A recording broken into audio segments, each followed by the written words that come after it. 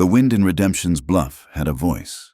It wasn't the gentle whisper of prairie grass or the mournful sigh of pines. It was a raw, rasping thing, born in the crucible of the sun-scorched plains and sharpened on the jagged peaks of the distant mountains. It spoke of grit and thirst, of endings before beginnings, and it carried the town's secrets on its breath, coating everything with a fine red dust that tasted of rust and regret. On this particular evening, the wind spoke of fire. The sun bled across the horizon, a spectacular wound that painted the underbellies of the clouds in shades of crimson and bruised purple. The light slanted through the town's single, sorry street, making the unpainted wood of the buildings glow like embers and stretching the shadows of men into long, skeletal figures. Redemption's Bluff was a place that clung to the edge of the map by its fingernails, a blister on the hide of the territory. It had a saloon, a general store, a blacksmith, and a church whose steeple leaned as if in constant prayer for a swift end. And it had Ellie. Inside the swinging doors of the Gold Spike Saloon, the air was thick with the smells of cheap whiskey, sweat, and unwashed bodies. A tinny piano was being punished in the corner by a man who knew more about sorrow than he did about music. Here, Ellie moved through the haze of smoke and low conversation like a ghost. She was 19, though the hard lines of her life had tried to carve more years onto her face. They hadn't quite succeeded. There was still a softness in the curve of her jaw, a stubborn light in her gray eyes, though she did her best to keep it hidden behind a veil of indifference. She refilled glasses, wiped down sticky tables, and collected empty bottles with an economy of motion that spoke of long practice. She didn't smile.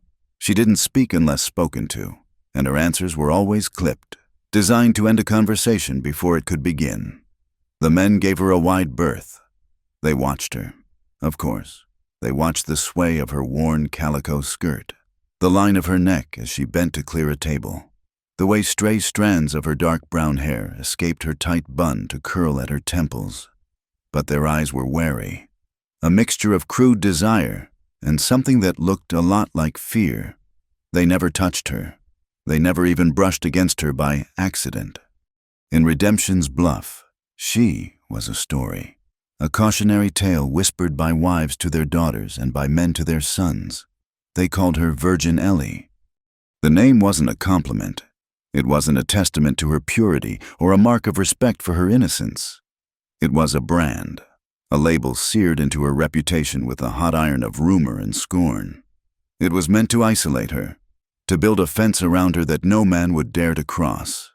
The name was a joke laced with venom, a constant reminder of the event that had set her apart. It had happened a year ago, a night thick with humidity and the smell of rain that never came, an encounter with Deputy Miller, a man whose silver star was as tarnished as his soul.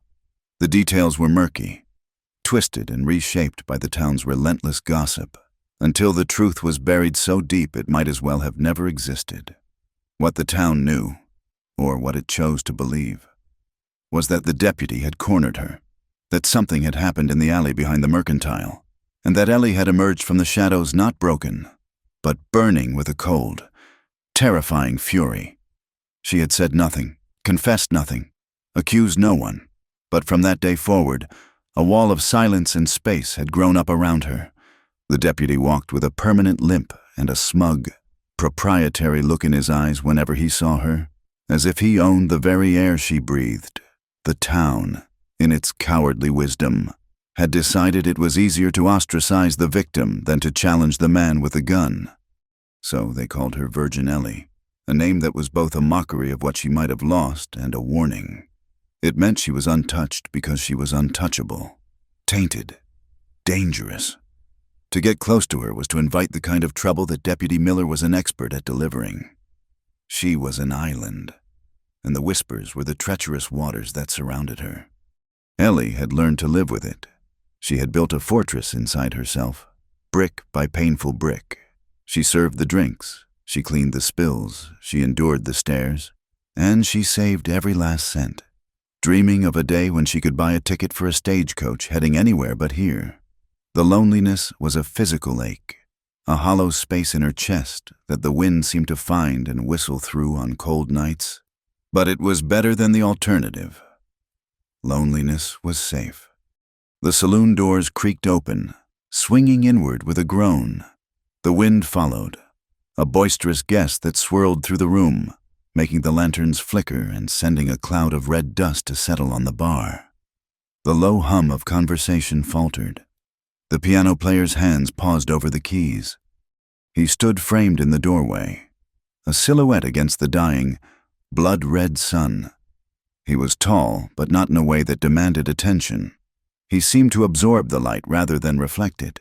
He wore the uniform of his kind, dusty boots, worn denim, a leather vest over a plain shirt, and a hat pulled low, its brim casting his face in shadow. He took a moment to let his eyes adjust to the gloom, his stillness a stark contrast to the nervous energy that had suddenly filled the room. Then he moved. He walked not with a swagger, but with a slow, deliberate pace, his spurs making a soft, lonely sound on the wooden floorboards. He didn't head for the bar like most newcomers. Instead, he chose a small, round table in the darkest corner of the room, the one usually left empty. He sat with his back to the wall, a position that gave him a clear view of the entire saloon. He took off his hat and placed it on the table, revealing a face that was all angles and planes, weathered by sun and wind. His hair was dark, his jaw firm, but it was his eyes that held the room for a second longer.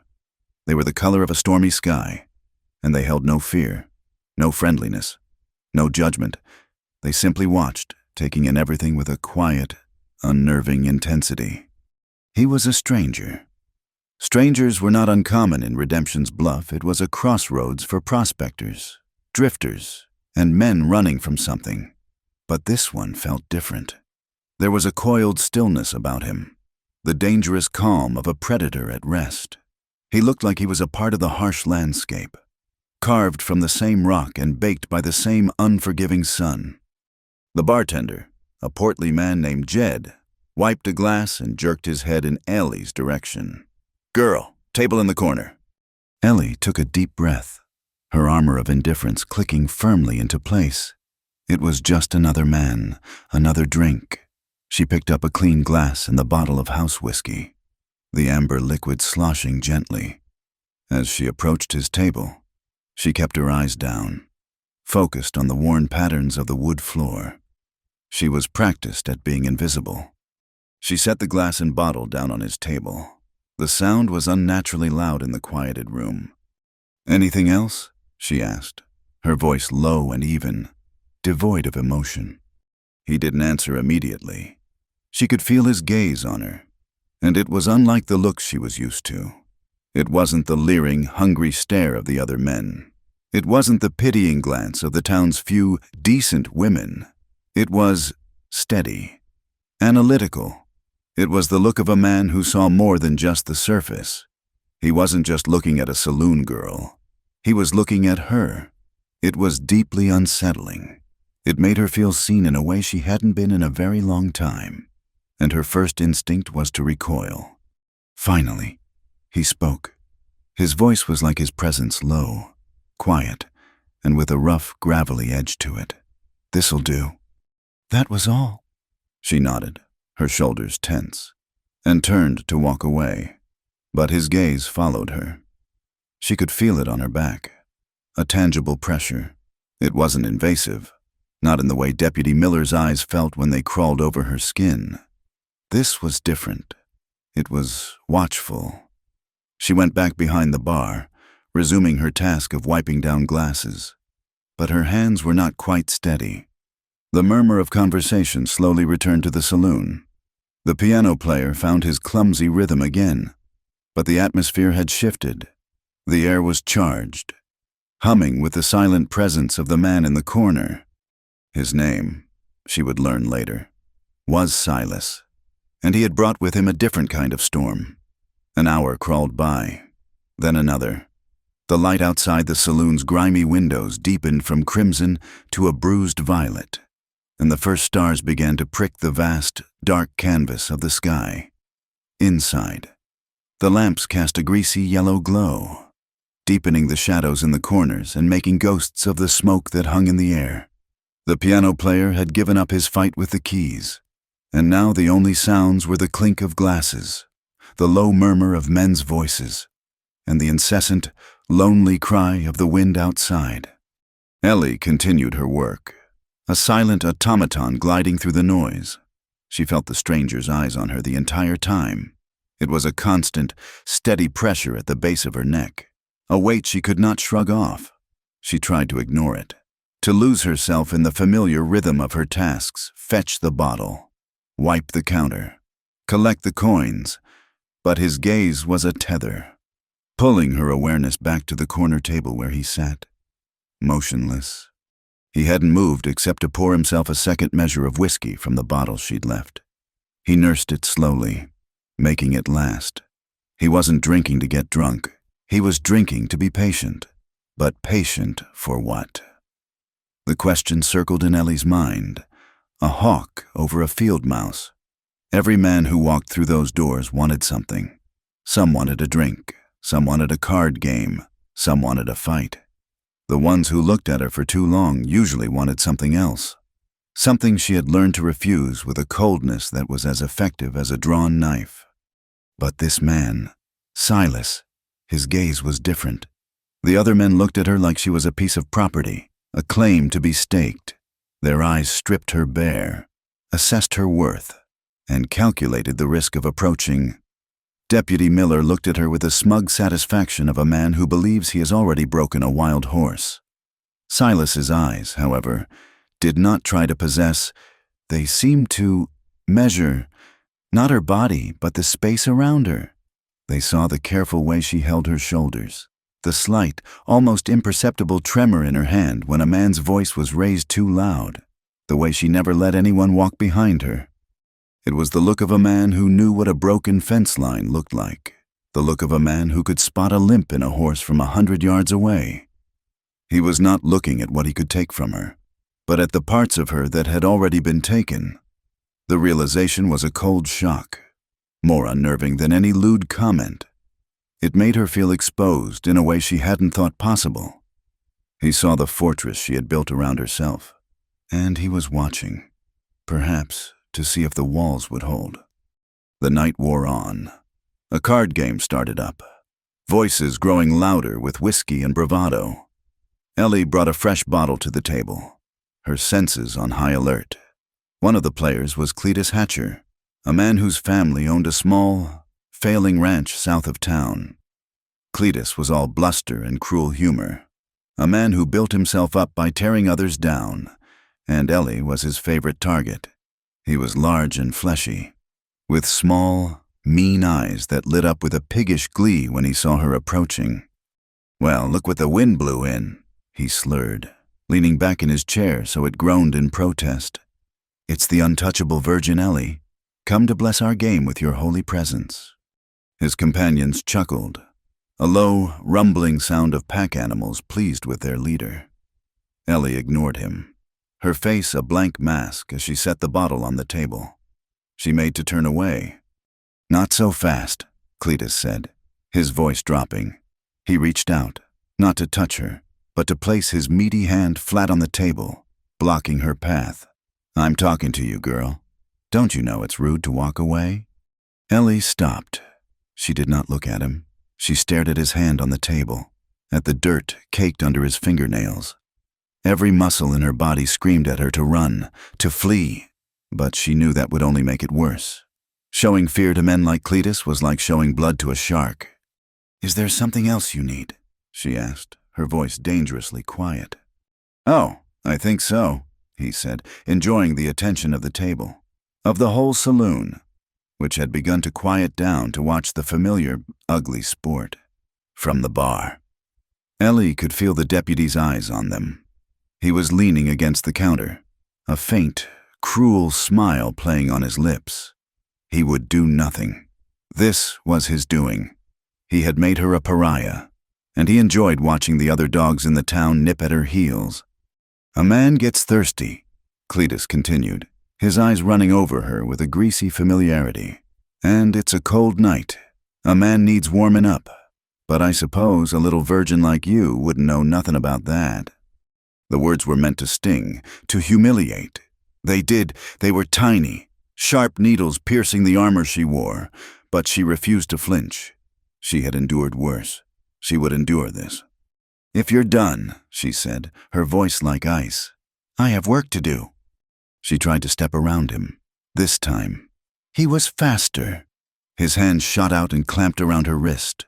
The touch was a violation, a lightning strike of revulsion that shot up her arm. It wasn't a painful grip, but it was possessive. It was a brand. His thumb rubbed small, crude circles against the delicate skin of her inner wrist. "I ain't done," he whispered, his breath a foul mix of whiskey and chewing tobacco. "I say when you can go." The saloon had gone completely silent. This was the line.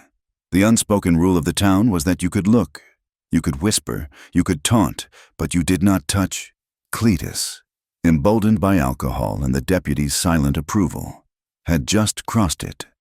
Ellie's heart hammered against her ribs, a frantic, trapped bird. Her free hand instinctively drifted down, towards where a small paring knife was sometimes tucked into her apron for cutting lemons. Her mind raced, a torrent of desperate, violent thoughts. Then, a sound cut through the tension. It was the simple, unremarkable scrape of a wooden chair leg against a wooden floor. Every head in the room, including Cletus's, snapped towards the corner. Silas was on his feet. He hadn't made a sound other than the chair. He hadn't said a word. He just stood there, his tall frame unfolding from the shadows. He placed a few coins on the table to pay for his drink.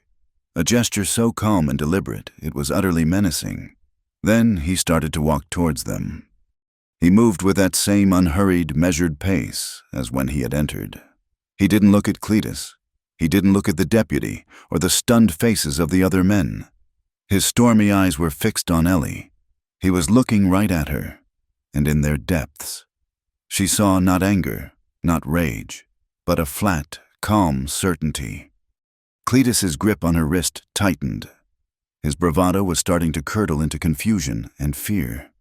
"This ain't your business, stranger," he snarled, trying to sound threatening. "This is between me and her, town business." Silas didn't slow his pace. He stopped when he was standing directly in front of them, so close that Ellie could feel the heat radiating from his body. He was a wall of solid, quiet presence. He still didn't look at Cletus. His gaze remained on Ellie, as if asking a question she didn't know how to answer. Then he acted. His hand came up, not in a fist, but with his palm open. He didn't swat Cletus's hand away. He simply placed his calloused fingers over Cletus's and, with an unyielding pressure, pried the man's grip from Ellie's wrist. It happened so smoothly and with such little effort that it was more shocking than a punch would have been. Cletus stumbled back a half step, his mouth hanging open, utterly dumbfounded. Silas did not let go of her. His fingers, which had just uncurled Cletus's hold, gently closed around her hand. The touch was warm, rough, from years of holding reins and ropes, but it was not a grip of possession. It was a gesture of connection, of support. It was the first human touch she had felt in over a year that was not meant to harm or to take. It was a simple, profound anchor in the swirling vortex of her fear. Without a word, he turned and began to lead her towards the door. The saloon was a tableau of stunned silence. The men at the card table were frozen, their cards held forgotten in their hands. Jed, the bartender, stood with a rag paused mid-wipe. Deputy Miller had straightened up from the bar, his hand resting near the butt of his pistol, but his face was a mask of cold, calculating fury, not immediate action. He watched them go. His eyes narrowed, recognizing that something in the town's cruel ecosystem had just been irrevocably altered. Ellie walked as if in a dream. Her legs felt unsteady, but Silas's hand in hers was a firm, grounding force. She could feel the stares of every person in that room on her back, 100 tiny pinpricks of shock and condemnation. But for the first time, She wasn't walking through them alone. Silas pushed the swinging doors open with his free hand, and they stepped out into the night. The cold air was a shock to her lungs. The wind whipped a strand of her hair across her face, and the vast, star-dusted sky seemed to stretch on into an impossible eternity. He led her a few steps away from the saloon's yellow light, into the relative darkness of the main street. He did not let go of her hand. The whole town, it seemed, was watching them from behind closed curtains and grimy windows. The story was already spreading, carried on the voice of the wind. Virgin Ellie, the untouchable girl, had just been touched, and she had been led away. He did not lead her to the livery to get his horse. His mount, a powerful roan with intelligent eyes, was already tethered to a hitching post in the alley beside the saloon, as if its rider had known his stay would be brief. The horse stood patiently, a dark, solid shape in the moonlight, unfazed by the discordant sounds spilling from the saloon. Silas moved towards it, his hand still holding Ellie's, the connection a strange, warm current in the cold night. Ellie's mind was a maelstrom. Every instinct, honed by a year of suspicion and survival, screamed at her. Men didn't perform acts of kindness without expecting payment. A man didn't publicly defy the town's alpha dog, Deputy Miller, over a girl like her unless he wanted something specific in return. She walked beside him, her feet feeling clumsy and disconnected from her body. She was acutely aware of his thumb gently stroking the back of her hand, a small, repetitive motion that was either meant to soothe her or stake a claim. She couldn't tell which. He stopped at the horse and finally released her hand to untie the reins. The sudden loss of contact left her feeling adrift, colder than before. She wrapped her arms around herself, a defensive posture she fell into without thought. What now would he ride away and leave her here in the alley, having made his point and stirred up a hornet's nest for her to deal with alone? Or was this something worse? Silas seemed to read the fear in her posture. He turned from his horse, his face half in shadow, half illuminated by the moonlight. "He won't bother you again tonight," he said, his voice a low rumble. It wasn't a promise, but a statement of fact. "But this town is no place for you to be alone right now." He didn't wait for her to agree. He moved to the horse's side, put his hands on her waist, and lifted her onto the saddle as if she weighed nothing at all. The motion was so swift and sure that she didn't have time to protest. She found herself sitting sideways on the warm, worn leather, her skirts bunched around her. The world suddenly seemed much higher, much more precarious, before she could find her balance. He swung up behind her, settling into the saddle with a faint creak of leather. His presence was overwhelming. She was enveloped by him, his chest a solid wall at her back, his arms on either side of her as he took the reins. She could feel the steady beat of his heart through the fabric of his shirt and her thin dress. The scent of him filled her senses, not the sour smell of whiskey and sweat from the saloon, but something clean and elemental, like dust, leather, and the crisp night air. She tensed, every muscle coiled, expecting she didn't know what. He nudged the roan into a slow walk, guiding it out of the alley and onto the main street. They moved past the saloon, a box of ugly light and sound. Ellie imagined all the faces inside, pressed against the glass, watching them go. She felt a hot flush of shame, followed by a surprising, defiant spark of something else. Let them watch. Silas guided the horse away from the heart of the town, taking a dark, winding path that led up into the low hills that cupped Redemption's bluff like a calloused hand. The higher they climbed, the more the town shrank below them, its lights becoming small, flickering constellations, its sounds fading into a dull, meaningless hum. Up here, the wind had a cleaner voice. It whispered through the sagebrush and stunted junipers, carrying the scent of pine and dry earth. The sky was immense, a vast dome of black velvet littered with diamonds. He finally brought the horse to a halt in a small, sheltered clearing on the crest of a hill. Below, the entire town was laid out like a map. From this vantage point, it looked small, insignificant, deceivingly peaceful. Silas dismounted in one fluid motion, then reached up for her. Ellie hesitated for a half-second before placing her hands on his shoulders and allowing him to lift her down. Her feet touched the solid ground, but she still felt unsteady. He didn't speak. He simply tied the horse to a low-hanging branch and began to gather fallen wood. His movements were economical and purposeful. He cleared a small patch of ground, built a neat pile of twigs and branches, and struck a spark with a flint and steel. A tiny flame flickered to life, fragile at first, then growing stronger as he gently fed it more kindling. He worked with a quiet competence that was deeply calming to watch. He wasn't rushing, wasn't wasting a single motion. He was a man at home in the dark, at home with the silence. Ellie stood by, watching the fire catch and grow. The flames danced, casting a warm, flickering light that pushed back the oppressive darkness and created an intimate circle around them. It was a tiny island of warmth and light in the vast, cold wilderness. When the fire was crackling steadily, Silas finally looked at her. He gestured with his chin towards a smooth, flat rock near the fire. An invitation. She sat, pulling her worn shawl tighter around her shoulders.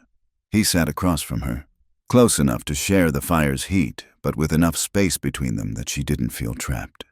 The silence returned, stretching between them. But it was a different kind of silence now. It wasn't the empty, hostile silence of the saloon. This was a heavy, waiting silence, filled with the things that had not been said.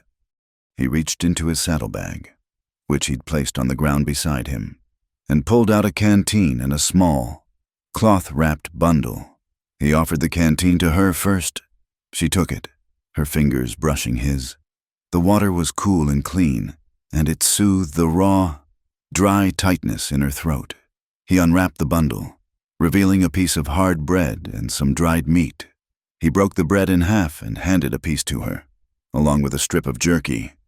She took it, murmuring a thank you so quiet it was almost lost in the crackle of the flames.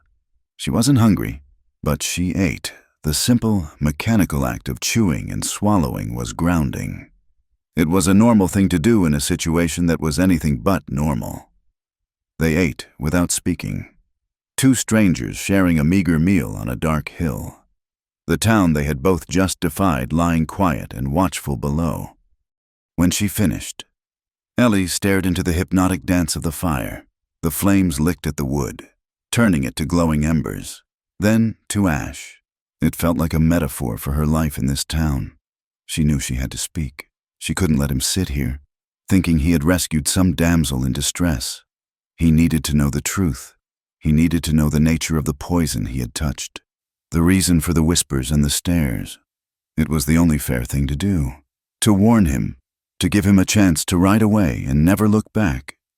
"You shouldn't have done that," she began, her voice raspy, unfamiliar even to her own ears. "Back there, in the saloon." Silas didn't respond.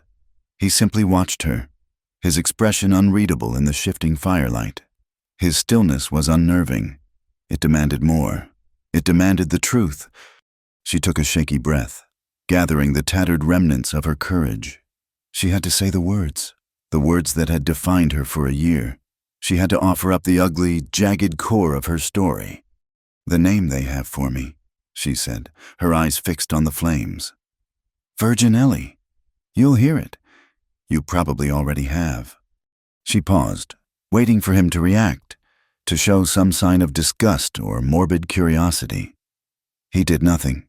He just waited. "They call me that, but not because I'm clean." The words felt like shards of glass in her throat. "It's because I survived." There it was.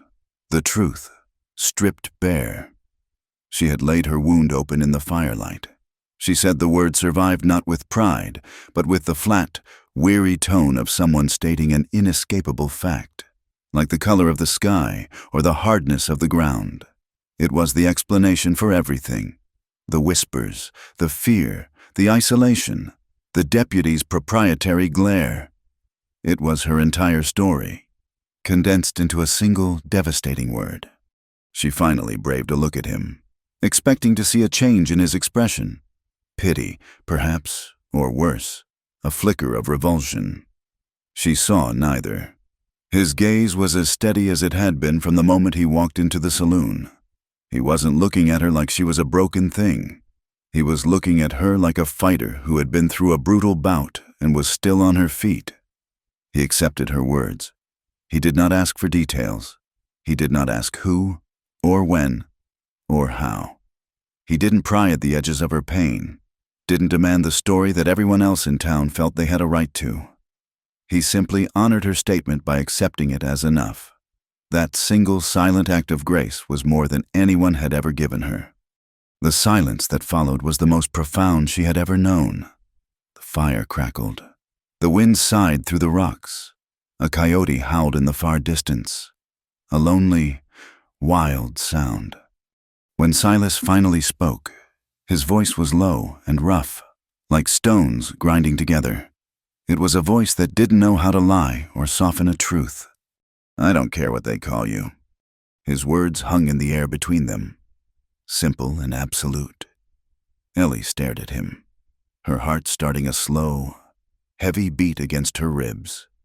He leaned forward slightly, the firelight catching the hard planes of his face, the intensity in his storm-colored eyes. "I call you mine," he said. Then he added the two words that shattered her world. "If you want." If you want. A choice. He was giving her a choice. It was a concept so foreign, so utterly alien to her existence, that she couldn't immediately comprehend it. Her life had been a series of things done to her, deals made for her, a reputation forced upon her, a life lived reacting to the whims and cruelties of others. No one had ever asked her what she wanted. The offer was terrifying. To be his felt like a cage, but the choice he gave her felt like a key. He wasn't claiming her. He was offering her sanctuary, an alliance, a name to wear that wasn't a curse. She looked at this quiet, weathered man, a stranger who had walked out of the sunset and into the middle of her desperate, lonely life, and for the first time in a year, she felt something other than fear or numb resignation. It was a fragile, terrifying flicker of hope. She didn't have an answer. The words were caught in her throat, trapped behind the walls she had so carefully built. But in the firelight, for the first time, a crack appeared in the fortress of Virgin Ellie. The words hung in the space between them, heavier than the silence, more potent than the fire. If you want a choice. For a year. Ellie's world had been a narrow, thorny path with no turnoffs, a corridor where she could only move forward, one weary step at a time. Now, this stranger had just kicked a door open in the wall, revealing a landscape she didn't recognize. The possibility of choice was so blinding, so terrifying, it stole the air from her lungs. She couldn't look at him.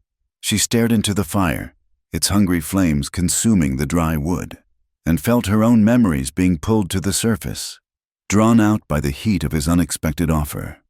To explain why his words were a cataclysm, she would have to walk back into the smoke of her own past, a place she never willingly visited. His simple question demanded the full, wretched weight of her story as an answer. The firelight wavered, and for a moment, the crackling flames sounded like the hiss of the coal oil lamp in their small, two-room cabin on the outskirts of Redemption's Bluff. The scent of pine in the wind was replaced by the stale smell of corn liquor and despair that had clung to her father like a second skin. Her father, Josiah, had been a man hollowed out by the West. He had come here with dreams of silver, but the land had taken his wife with a fever and his spirit with a string of bad luck that followed him like a shadow. All he had left was a mountain of debt, and a daughter he looked at with a mixture of affection and resentment, as if she were the last, most burdensome piece of a life he wished he could discard. His debts at the Gold Spike Saloon had grown from a trickle to a flood, and the man holding the marker was Deputy Miller. The memory began there. On a humid night a little over a year ago, Miller had started visiting their cabin. At first, he brought small things, a sack of flour, a slab of bacon, placing them on the table with a magnanimous air that didn't fool Ellie for a second. His eyes, small and dark in his fleshy face, never looked at the gifts. They looked at her. "Just being a good neighbor," he'd say to Josiah, who would nod and pour them both a drink from a bottle the deputy had also provided. "A man's got to look out for his own in a hard place like this." Ellie would retreat to the corner, mending a shirt or cleaning a skillet, making herself small. But she could feel Miller's gaze, a physical, crawling thing. He wasn't looking at a person. He was appraising livestock. He was measuring the value of his investment. The night it all broke. A storm was threatening, the air thick and heavy. Miller was there, and her father was more drunk than she'd ever seen him. He couldn't meet her eyes. He just stared into his cup, his shoulders slumped in defeat. "Ellie, girl," Josiah had slurred, his voice thick. "The deputy and me, we've come to an understanding." An understanding about what, Pa, she had asked, a cold knot of dread tightening in her stomach. It was Miller who answered, his voice smooth and proprietary. "Your pa's found himself in a bit of a bind. I've offered to help him clear his slate. See to it that he's taken care of, that you're both secure." The word secure sounded like a key turning in a lock. "And what do you want in return?" Ellie asked, her voice steady despite the trembling that had started deep inside her. Miller smiled, a slow, unpleasant stretching of his lips. "Just a little appreciation.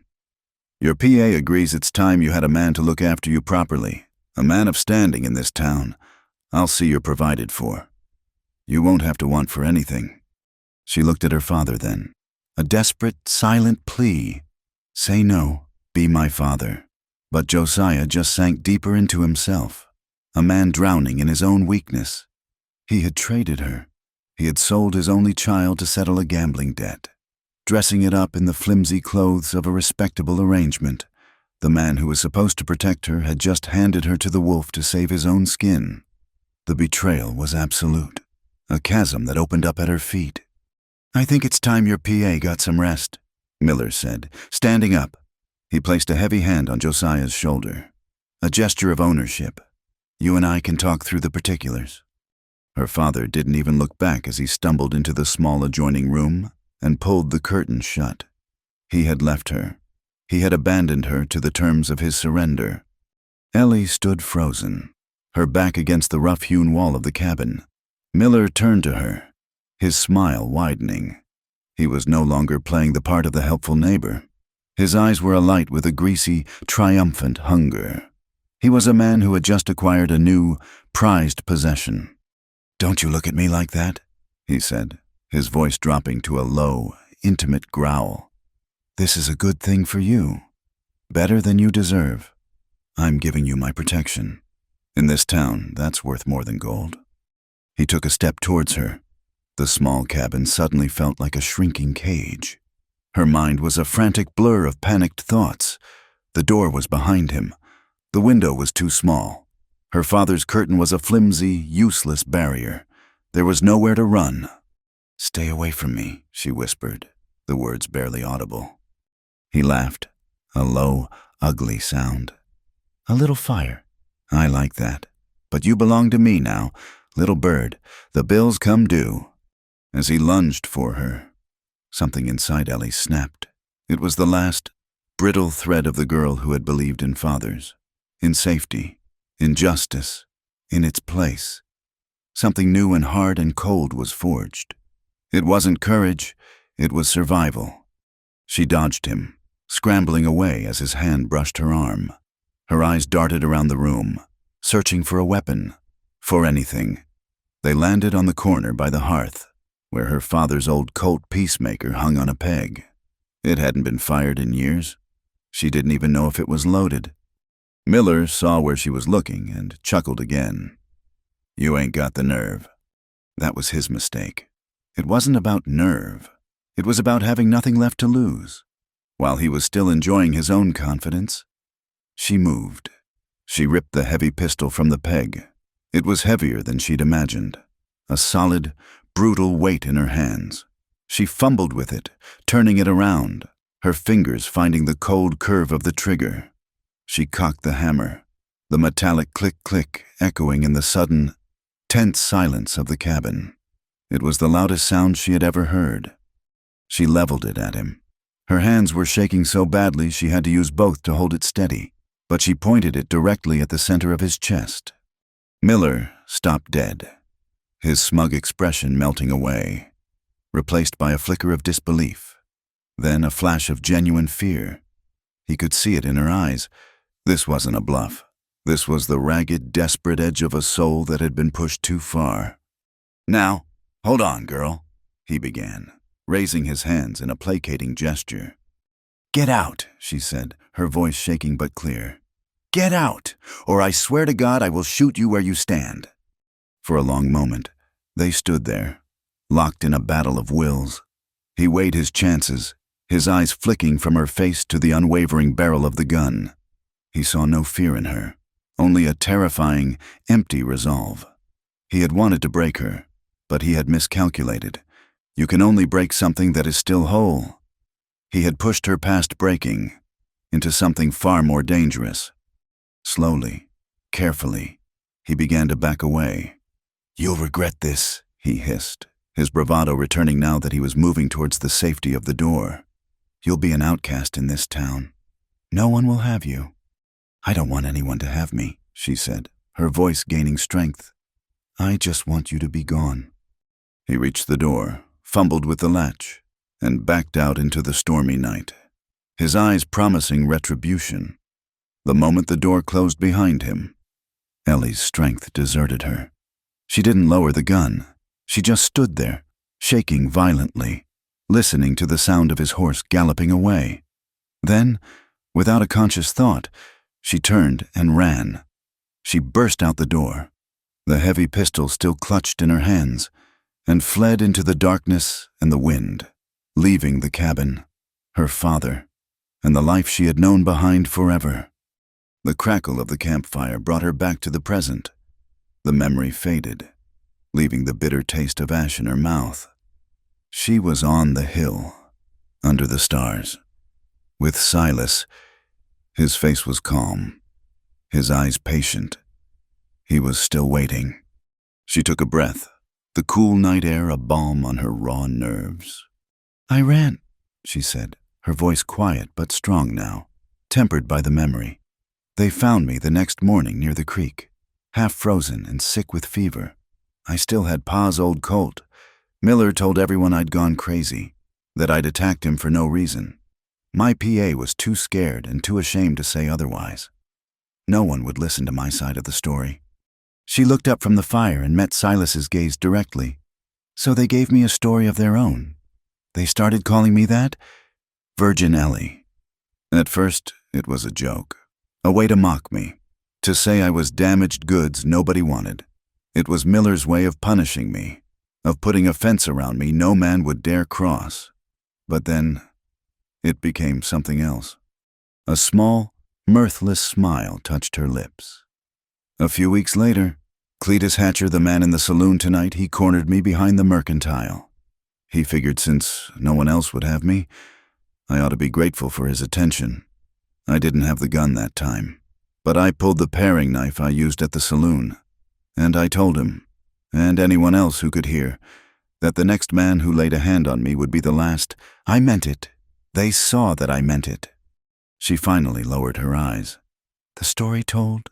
So the name stuck, but it changed its meaning. It became a warning. My warning to them. It means I'm untouched because I won't allow myself to be touched. Because I survived once, and I'll do whatever it takes to keep surviving. She fell silent, her confession complete. She had shown him the ugliest, most broken parts of herself. She had explained the brand on her soul. She had given him every reason to get on his horse and ride away.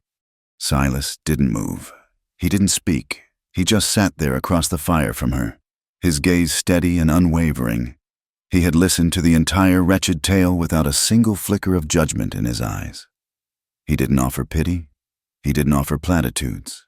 He simply held her gaze, a silent witness to the truth she had laid at his feet. And, in his silence, she felt not rejection, but a deep, unspoken understanding. He was not a man who was scared of scars. They did not speak on the long ride down from the hills as the sun rose, a clean, sharp blade of light that cut across the landscape and made the dew on the sagebrush glitter like scattered diamonds. The roan picked its way carefully down the rocky path, its gait steady and sure-footed. Ellie sat in front of Silas, her back held stiffly, not quite touching him. She was adrift in the aftermath of her confession, her soul scoured raw and clean, like a piece of driftwood washed ashore after a storm. She felt fragile, exposed, yet strangely calm. Silas was a silent, solid presence behind her. He had not pressed her for an answer to his astonishing proposal. He had simply kicked dirt over the fire, packed his meager supplies, and helped her onto the horse as if it were the most natural thing in the world. He had given her his canteen and a piece of his blanket to ward off the pre-dawn chill. They were small, simple acts of care, but to Ellie, they were monumental. They were a language she had forgotten how to speak, a kindness she had forgotten how to receive. As Redemption's bluff came back into view, looking meaner and more squalid in the harsh morning light, the calm began to evaporate, replaced by a familiar, churning anxiety. What had she done? Walking back into that town beside this man would be a declaration. The whispers that had followed her for a year would become a roar. Deputy Miller's simmering resentment would boil over. Silas seemed to sense her unease. He guided the horse not to the main street, but to the back alley behind the row of small, grim shacks where Ellie rented a room. It was little more than a closet with a cot and a wash basin, but it was the only space in the world that was hers. "Get what you need," he said, his voice low. "We're not staying long." It wasn't a question. He dismounted and lifted her down, his hands firm and steady at her waist. He stood by the horse, his posture relaxed but his eyes constantly moving, scanning the alley, the rooftops, the shadowed spaces between the buildings. He was a man who did not know how to be at ease in a town. Ellie slipped into her room. The air was stale and sad. She looked around at her meager possessions, a spare dress, a worn Bible from her mother, a small wooden box containing the few dollars she had managed to save. This was the sum of her life here. She bundled everything into a small cloth sack as her fingers closed around the cool, smooth wood of the box. A wave of despair washed over her. Was this all she was running towards? A life with another stranger? A man who offered a different kind of ownership, "I call you mine."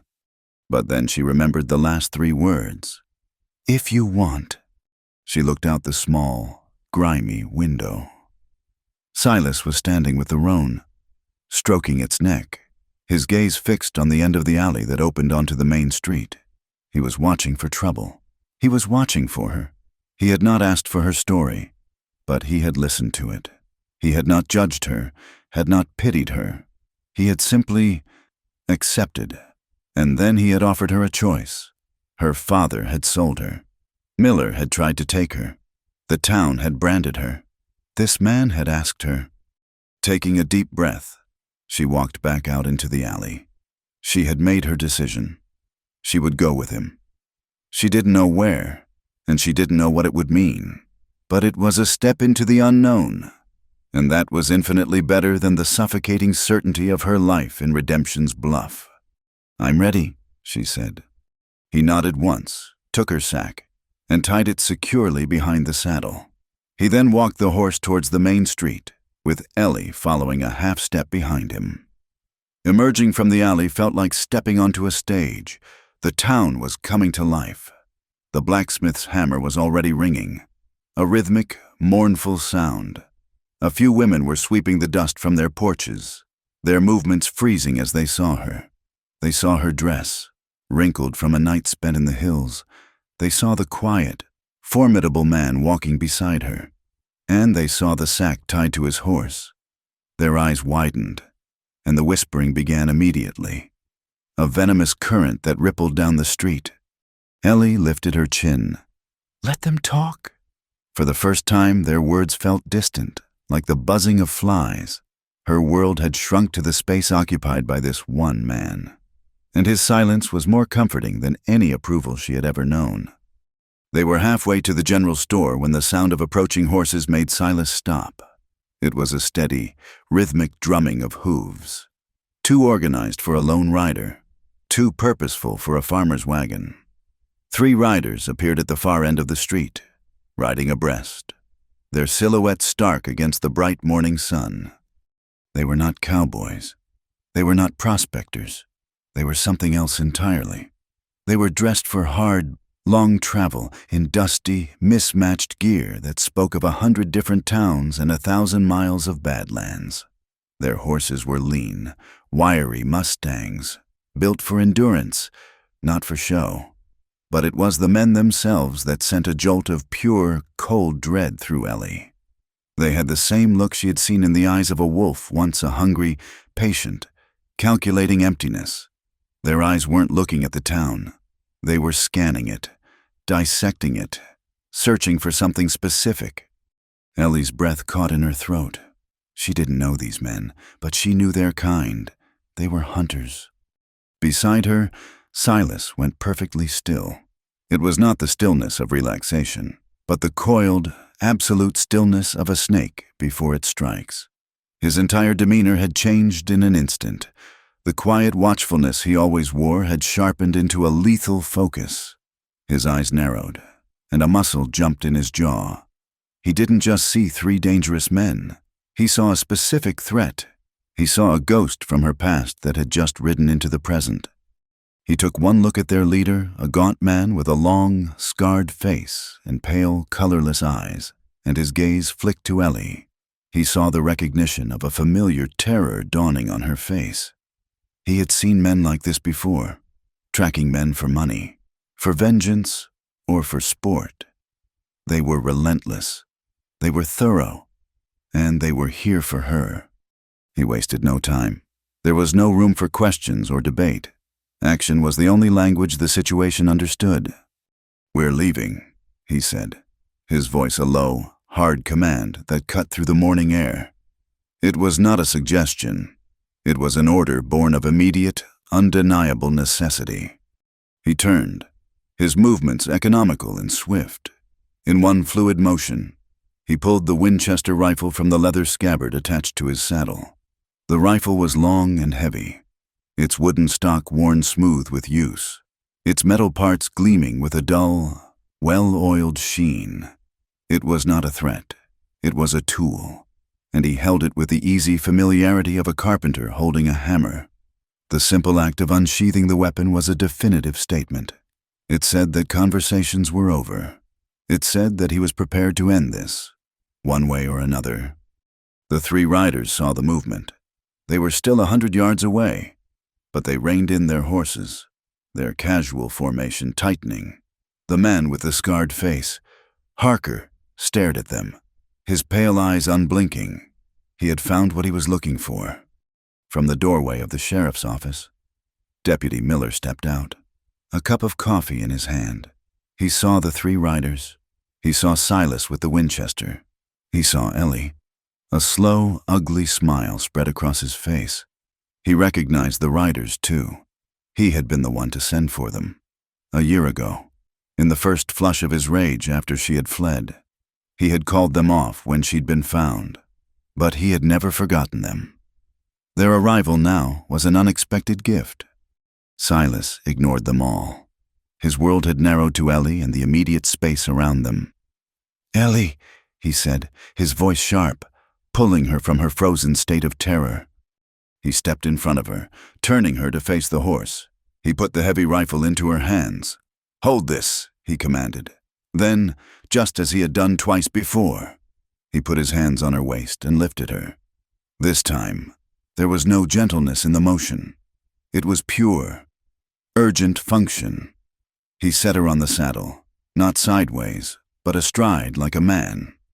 "Hold on," he ordered, and swung up behind her in a single, athletic movement. He took the Winchester back from her, settling it across his lap. He wrapped one arm around her waist, pulling her securely against his chest, and took the reins in his other hand. Ellie grabbed the saddle horn, her knuckles white. She could feel the hard, unyielding muscle of his body behind her. A human shield. She could smell the faint, clean scent of oil from the rifle. For a heartbeat, all 5 men were locked in a silent standoff across the dusty expanse of the main street. The townsfolk who had been watching froze in place, becoming statues in a grim tableau. The blacksmith's hammer fell silent.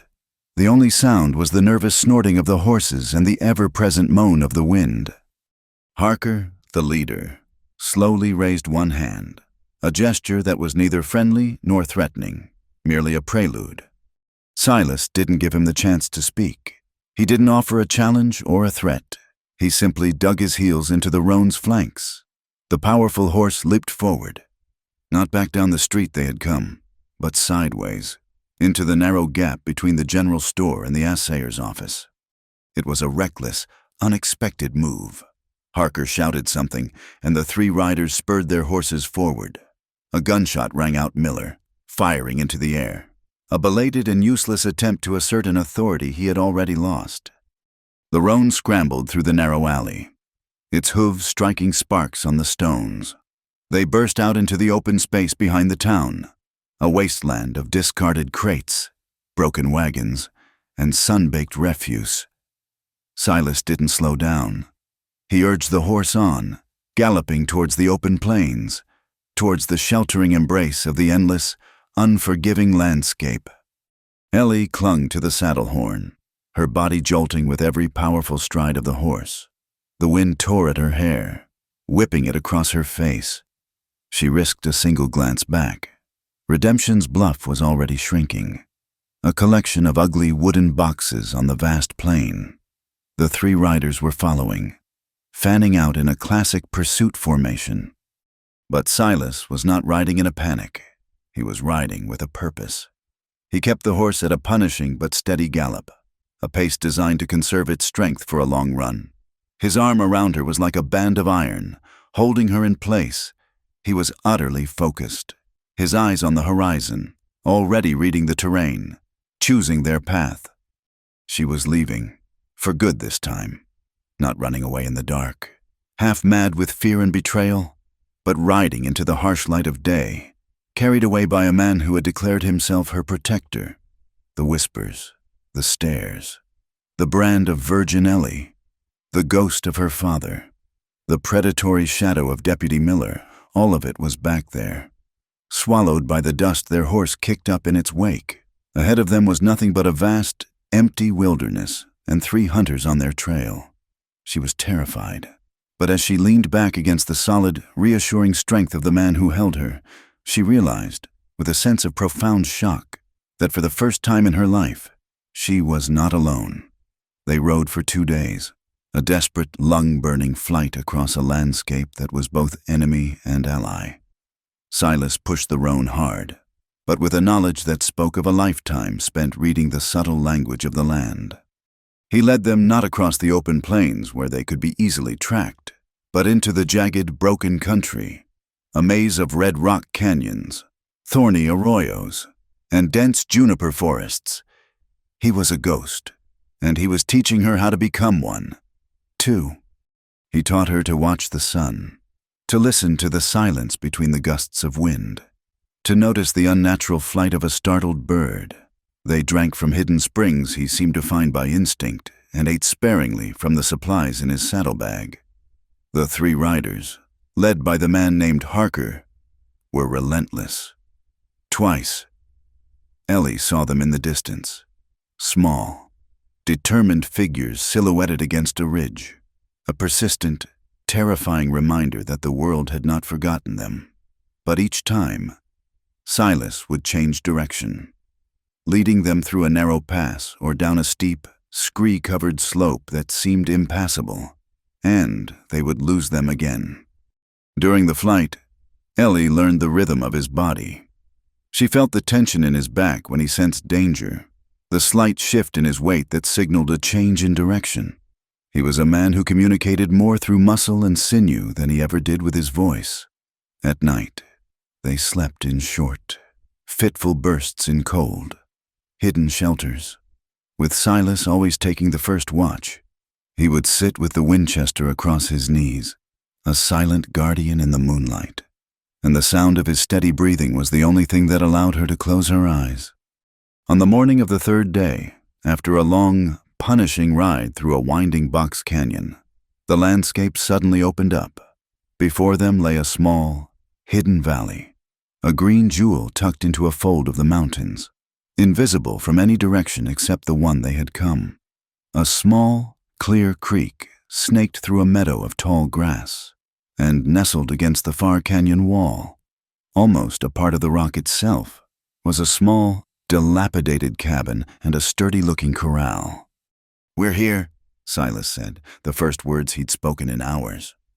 The roan, exhausted but sensing home, picked up its pace. As they drew closer, Ellie saw that the place was rough, weathered by years of neglect. The cabin's roof was patched in several places, and the wood of the walls was bleached to a silver gray by the sun. There was no glass in the single window, only a worn wooden shutter, but the corral was well maintained. The gate was strong, and a small, lean-to stable stood beside it, sheltering another horse, a placid-looking buckskin mare, which nickered a soft welcome. This was his sanctuary, a place of solitude and survival, built for one. He swung down from the roan and then helped her down. Her legs were so stiff and sore from the long ride that she nearly collapsed, but his hand steadied her. For a moment, she leaned against him, her exhaustion a heavy weight. He did not push her away. He simply stood there, a solid, unmoving presence, until she regained her strength. The days that followed fell into a rhythm dictated not by a clock, but by the sun and the simple, pressing needs of survival. There were no more words about what had happened in Redemption's Bluff, no more talk of her past or his, the offer he had made on the hill. "I call you mine, if you want," hung in the air between them, unanswered and unmentioned. But it was the foundation upon which this new, fragile life was being built. Their romance was not one of stolen glances and whispered promises. It was a romance of practicality, a love story written in the language of shared labor. He was her teacher, and she was a willing, if clumsy, student. He taught her how to mend the broken sections of the fence that enclosed the small meadow. At first, her hands were soft and clumsy with the heavy tools, her fingers pricked by the sharp wire. He didn't mock her. He simply took her hands in his own, his calloused palms rough against her skin, and guided them, showing her how to stretch the wire tight, how to hammer the staples into the post with clean, efficient strokes. His touch was impersonal, instructive, yet it was the most profound contact she had ever known. He taught her about horses. The placid buckskin mare became her charge. He showed her how to brush the animal down, how to clean its hooves, how to read its moods in the flick of an ear or the swish of a tail. Then came the riding lessons, in the corral, with Silas holding a long rope. She learned to saddle the mare, to mount without fear, to find her balance. "Let the horse do the work," he told her, his voice patient. "Feel its rhythm. Become a part of it." Slowly, her fear gave way to a thrilling sense of freedom. To be in control of such a powerful creature, to guide it with a gentle pressure of her knees, was to reclaim a piece of her own agency. She was no longer just a girl who had been traded and chased. She was a woman learning to command her own direction. While he worked on the larger tasks, hunting for game in the hills, reinforcing the stable roof before the winter snows, Ellie made the small, one-room cabin her own. It was a rustic, masculine space, containing only a rough-hewn table, 2 stools, a stone hearth, and a single, wide sleeping platform covered with a thick mattress of straw and a pile of wool blankets. There was no privacy, no separation.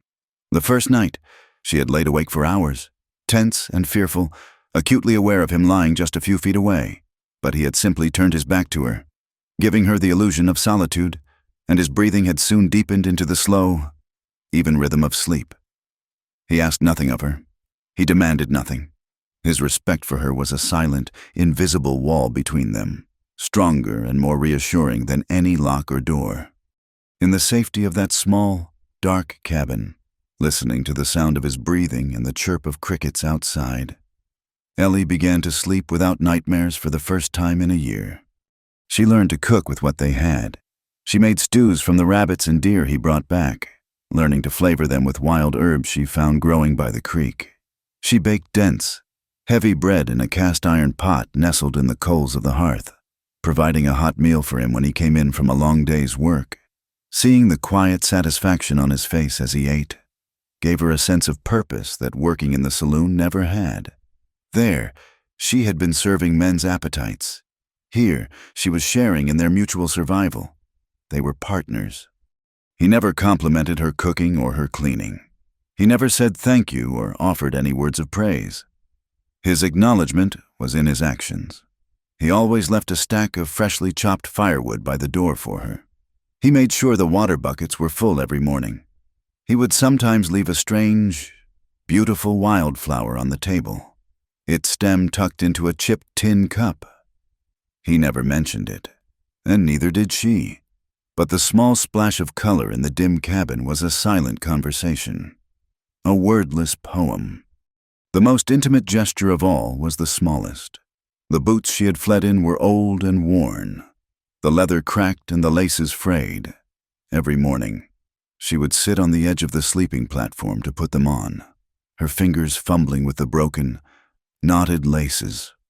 On the fourth or fifth morning, she woke just before dawn to the soft sounds of him moving about the cabin. She lay still, watching him through her lashes in the gray, pre-dawn light. He was already dressed, kneeling by the hearth, not building the fire, but with one of her boots in his hands. She watched, her heart catching in her throat, as he took a thin strip of leather he had cut and painstakingly threaded it through the eyelets of her boot, creating a new, strong lace. He worked with an intense, quiet focus, his large, rough hands surprisingly deft. He finished the first boot and then did the same for the second. When he was done, he placed them neatly on the floor beside the platform where she slept. Then, as if he had done nothing at all, he went about his morning chores. From that day on, it became a silent ritual. Each morning, she would wake to find him kneeling beside the platform, her boots in his hands. He would check the new leather laces, and if they were loose, he would carefully, methodically retie them, ensuring the knots were firm and secure. He never looked at her, never acknowledged that she was awake and watching. He simply performed this small, humble act of service. He was, in his own silent way, ensuring she was ready for the day. He was making sure her footing was secure. He was tending to her foundation. It was a gesture more tender than a kiss, more profound than any declaration of love. It was the quiet, steady tying of a bond, one knot at a time. The weeks bled into a month, and the harsh, immediate memory of their flight began to soften, replaced by the steady, demanding rhythm of life in the valley. The unspoken truce between Ellie and Silas deepened into a comfortable, quiet partnership. They were two solitary creatures who had, by some strange twist of fate, learned to share the same small space, their silences overlapping like the rings of an old tree. She learned the way he liked his coffee, black and scalding hot. He learned that she hummed, a low, tuneless sound, when she was kneading dough.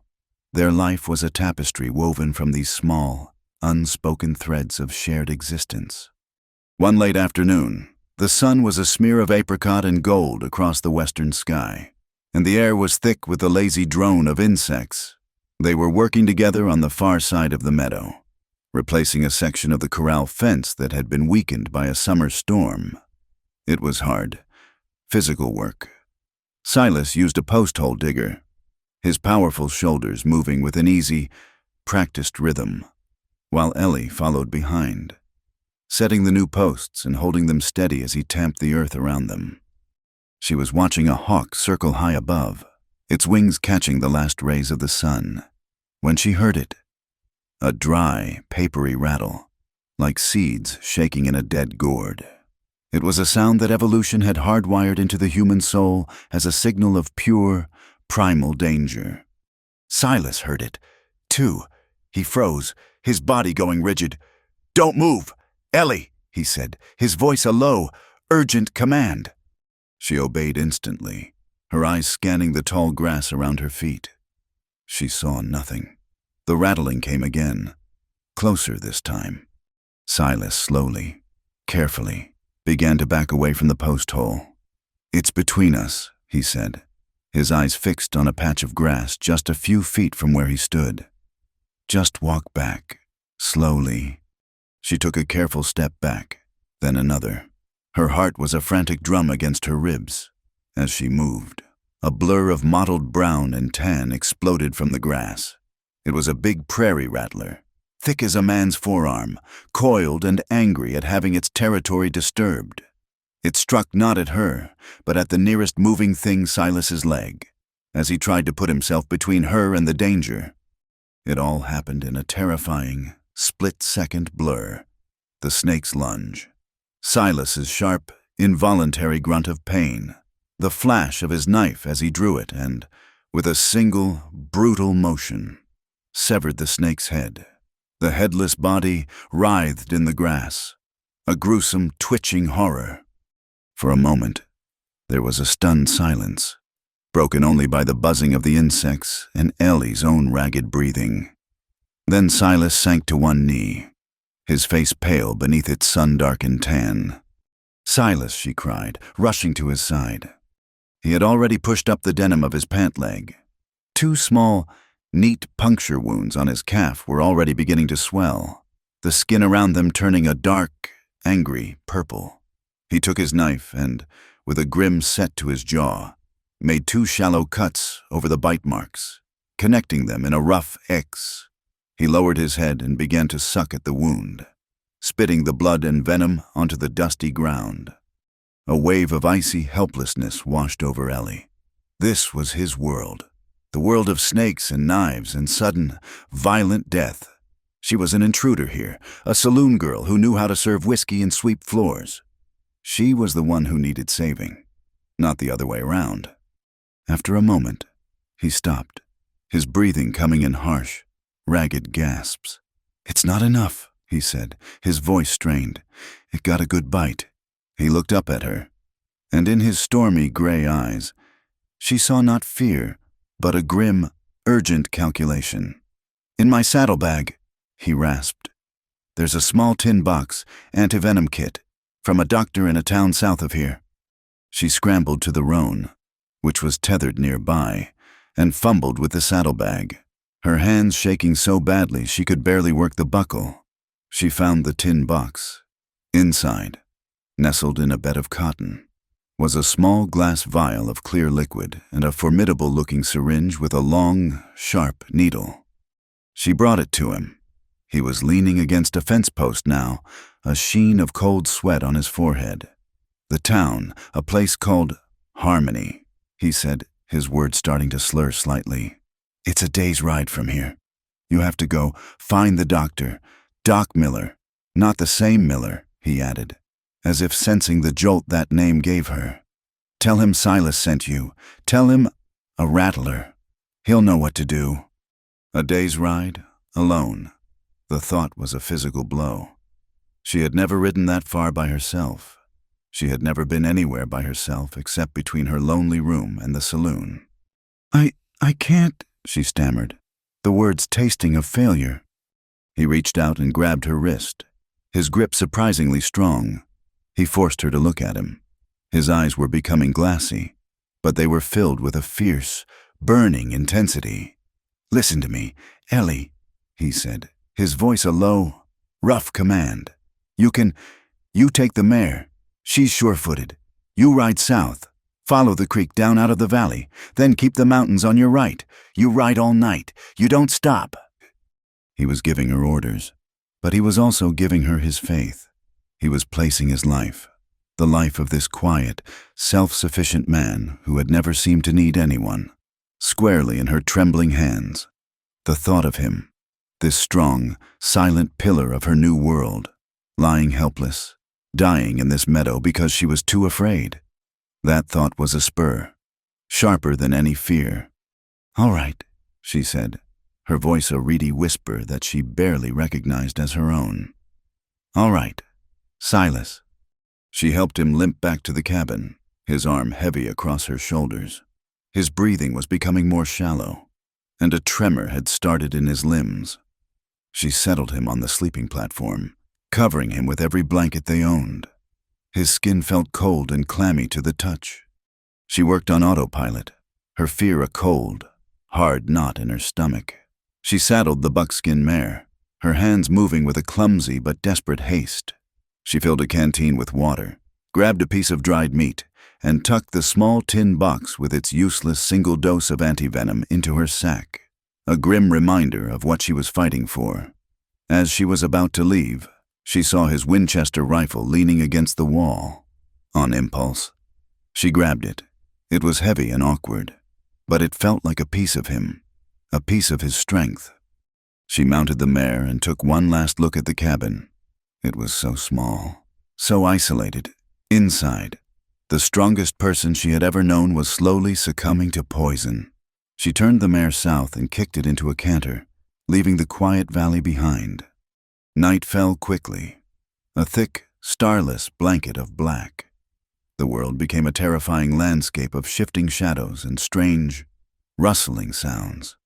Every snap of a twig was a footstep. Every hoot of an owl was a cry of warning. The fear she had lived with for so long in Redemption's Bluff came rushing back. A cold, familiar tide. She was alone.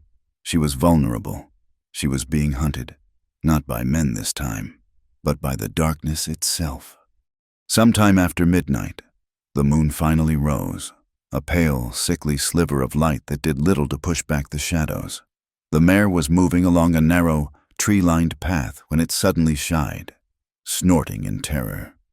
Ellie pulled back on the reins, her heart leaping into her throat. Two yellow eyes glowed in the darkness ahead. A wolf stepped out from behind a thicket of manzanita. It was a large, gaunt male, its ribs showing faintly under a coat of mangy gray fur. It was alone, but it was not afraid. It saw a lone rider, a nervous horse. It saw an easy meal. It lowered its head and a low growl rumbled in its chest, a vibration that Ellie felt more than heard. Panic, cold and absolute, seized her. Her first instinct was to turn and flee, to gallop blindly into the darkness. But where would she go behind her? Silas was dying. Ahead of her was the town with the medicine. This creature, this predator, was standing in her way. The memory of another night, another confrontation, flashed in her mind. A small cabin, a leering deputy, the feel of a heavy Colt in her hands. She had survived that night by threatening, but this was not a man who could be reasoned with or intimidated. She slid the heavy Winchester from its scabbard. It felt impossibly cumbersome. She had watched Silas clean it, had seen him fire it once at a distant coyote, but she had never held it with intent. The mare was dancing nervously beneath her, making it impossible to aim. "Easy, girl, easy," she whispered, her voice trembling. The wolf took a step forward, then another, its yellow eyes fixed on her. This was not the panicked girl in the cabin. This was not the frightened victim in the saloon. This was a woman with a mission. This was for him. The thought brought a cold, hard clarity. Her hands stopped shaking.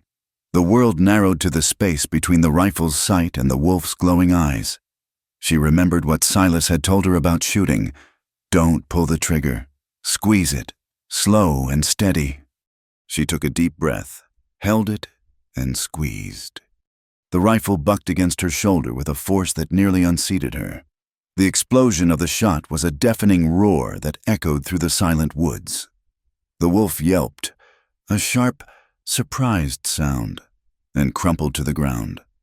For a long moment, Ellie just sat there, the rifle still pointed, the smell of gunpowder sharp in the air. The silence that rushed back in was absolute. She had done it. She had faced down the monster in the dark, and she had won. She nudged the terrified mare into a wide circle around the fallen wolf and urged her back onto the path, her heart still hammering, but with a new, fierce, triumphant rhythm. She reached the town of Harmony just as the sky was beginning to lighten in the east. It was a larger, more prosperous-looking town than Redemption's Bluff. She found the doctor's house and pounded on the door, not caring who she woke. A grizzled, sleep-rumpled man with kind eyes answered. "Doc Miller," she gasped. "Silas sent me a rattler." The doctor's demeanor changed instantly. He was all business, pulling on his boots, grabbing his bag, asking sharp, pointed questions. He gave her 3 more vials of the antivenom, 1 every 4 hours.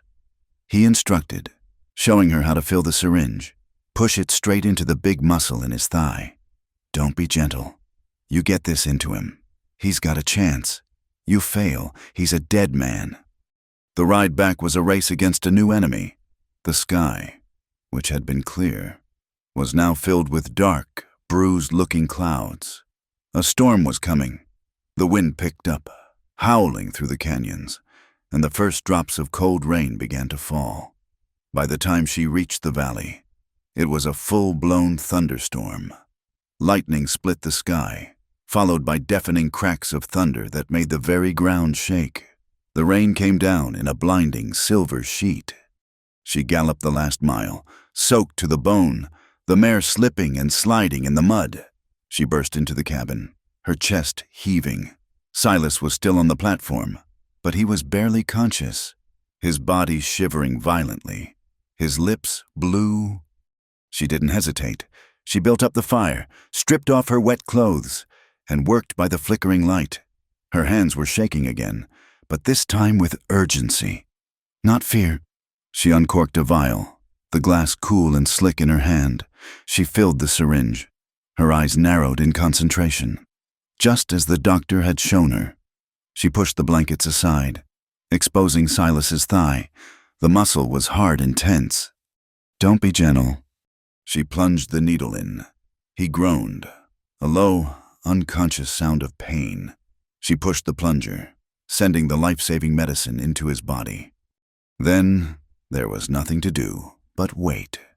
She sat by his side all day, the storm raging outside, wiping his brow with a cool, damp cloth, listening to his ragged breathing. She did not sleep. She did not eat. She just watched and waited and willed him to live. Late that night, the storm passed, and a profound, clean silence fell over the valley. The fever broke, the shivering stopped. Silas's breathing eased, becoming slow and deep. He opened his eyes. They were clear, the fogginess of the venom gone. He looked at her, his gaze taking in her exhausted, rain-dampened state, the empty vial on the table. He understood. He tried to speak, but his voice was a dry, weak croak. Ellie leaned in close, putting a hand on his arm. His skin was warm now. Not cold. It was the warmth of life. A single tear traced a path through the grime on her cheek and fell onto his blanket. She leaned down, her lips close to his ear, and she whispered the words that had been forming in her heart all through the long, terrifying night. "For the first time," she whispered, her voice thick with emotion, "I didn't just survive, I saved someone." Silas's recovery was a slow, stubborn thing, like a deep-rooted tree reclaiming its strength after a lightning strike. The antivenom had saved his life, but the poison had taken its toll, leaving him weak and racked with intermittent fevers. For the first week, he could barely rise from the sleeping platform, and a profound, uncharacteristic vulnerability settled over him. In this reversal of roles, Ellie found a new, quiet strength. She was no longer the student, the refugee. She was the caretaker, the provider. She hunted for small game with snares she learned to build. Her patients rewarded with a rabbit or a quail for their pot. She tended to his needs with a gentle, matter-of-fact competence, changing the dressing on the wound, forcing broth and cool water past his lips, and sitting through the long nights when the fever dreams came, her calm presence a silent anchor in his delirium. He spoke in his sleep, fragmented words and names from a life she knew nothing about. He spoke of dust and cattle, of a place called Laredo, of a woman named Maria. Ellie listened not with jealousy, but with a growing understanding of the vast, unknown territory that was this man's past. She did not ask about it when he was lucid. She simply accepted that his scars, like her own, ran deeper than the eye could see. As his strength returned, a new dynamic settled between them. The quiet respect they had shared was now overlaid with a new layer of profound, unspoken gratitude. He would watch her as she moved about the cabin, his stormy eyes holding an emotion she couldn't quite name, a mixture of wonder and a deep, aching tenderness. One afternoon, when he was finally strong enough to walk the length of the meadow without tiring, he found her practicing with a Winchester. She had propped an old tin can on a fence post and was trying to replicate the steady, calm focus she had found in the woods that night. She was clumsy, the heavy rifle awkward in her arms, her shots going wide. He came up behind her, not speaking, and placed his hands over hers, adjusting her grip on the wooden stock. His body was warm against her back, his voice a low rumble near her ear. "You're fighting it," he said. "Don't fight it. Let it become a part of you. Breathe out as you squeeze. Don't pull." He stood with her, his chin resting lightly on her shoulder, his arms guiding hers. He was her teacher again, but this was different. This was not about survival in the wilderness. This was an act of trust. He was giving her his weapon, his knowledge, his power, under his guidance. Her next shot rang out, and the tin can leaped from the post and spun into the grass. A small, surprised smile touched her lips, and she felt him smile against her hair. It was a moment of perfect, shared peace. The seasons began to turn. The relentless heat of summer gave way to the crisp, golden light of autumn. The aspens in the high country turned a brilliant, shimmering yellow, and the nights grew sharp with the promise of frost. The valley had become their world, a sanctuary sealed off from the ugliness they had left behind. The memory of Harker and his men, of Deputy Miller's cruel smile, had begun to feel like a bad dream from another lifetime. They had escaped. They were safe. The first sign of trouble was the silence. It came one afternoon as they were inside the cabin. The door opened to the cool breeze. Silas was repairing a bridle, his fingers moving with slow, deliberate care.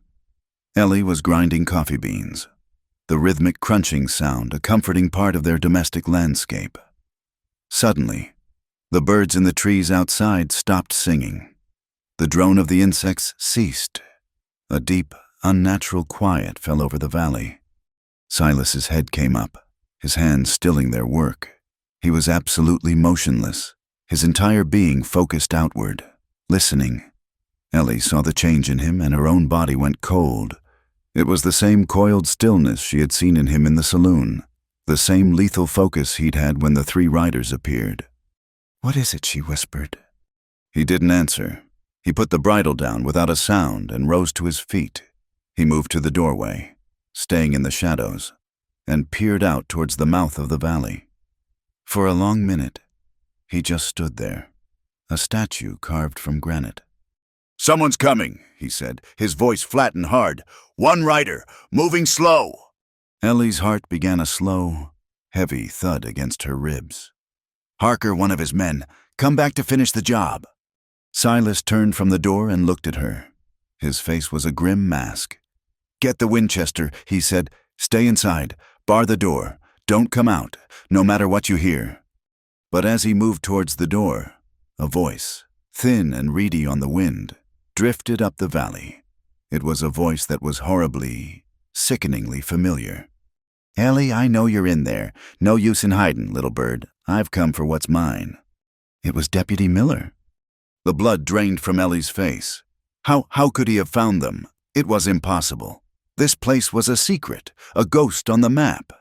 Yet here he was, a specter from her past, a poison that had seeped into her sanctuary. Silas saw the look on her face, a mixture of pure terror and utter disbelief. He saw the old fear returning, the shadow of the victim falling over the strong woman she had become. A cold, hard rage, the likes of which he hadn't felt in years, settled in his chest. He must have tracked you to Harmony, Silas said, his mind working quickly. Asked questions, found the doctor. He looked at his own hands, still not fully steady, at the pallor that still clung to his skin. He was not healed. He was not strong enough for a direct confrontation with a man who was armed and expecting a fight. He made a decision. He grabbed his pistol from the holster hanging on a peg. "I'm going out the back," he said, his voice a low, urgent whisper. "Keep him talking, just for a minute." He looked her directly in the eyes, his own gaze burning with a fierce intensity. "You are not his, Ellie. You are not a thing to be owned." He slipped out the back door, a small, little-used exit that was hidden by a thick growth of bushes. He disappeared into the shadows without a sound. Ellie was alone in the cabin. The only sounds were the frantic beating of her own heart and Miller's voice, getting closer now, taunting, cajoling. "Don't make this hard, Ellie. Your cowboy friend ain't here to protect you now. I've come a long way. I'm a patient man." She looked at the Winchester rifle leaning against the wall. She thought of Silas, weak and injured, trying to circle around to get a better position. She thought of the wolf, its yellow eyes glowing in the dark. She thought of the promise she had made to herself that day with the paring knife. The next man who laid a hand on me would be the last. The fear was still there, a cold, sickening knot in her stomach. But this time, something else was there, too, a hard, unyielding anger. This was her home. That man outside was a trespasser, a blight on the peace she had fought so hard to find. He had come to drag her back into the darkness, to turn her back into the broken, frightened girl she had been. She would not let him. Slowly, deliberately, she picked up the Winchester. The stock was smooth and familiar in her hands. The weight was a comfort, a solid, reassuring reality. She checked the load, her movements sure and practiced, just as Silas had taught her. Then, she walked to the front door, unbarred it, and stepped out onto the small wooden porch. Deputy Miller was halfway across the meadow, sitting on his horse. He looked different here, out of his element. His town clothes were dusty and out of place, his face puffy and red from the sun and the ride. When he saw her, he reined in his horse, a look of smug, triumphant satisfaction spreading across his face.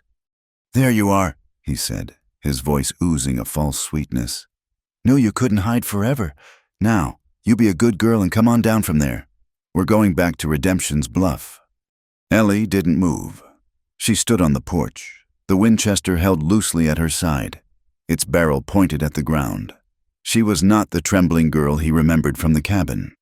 Her stance was solid. Her shoulders were back. Her chin was high.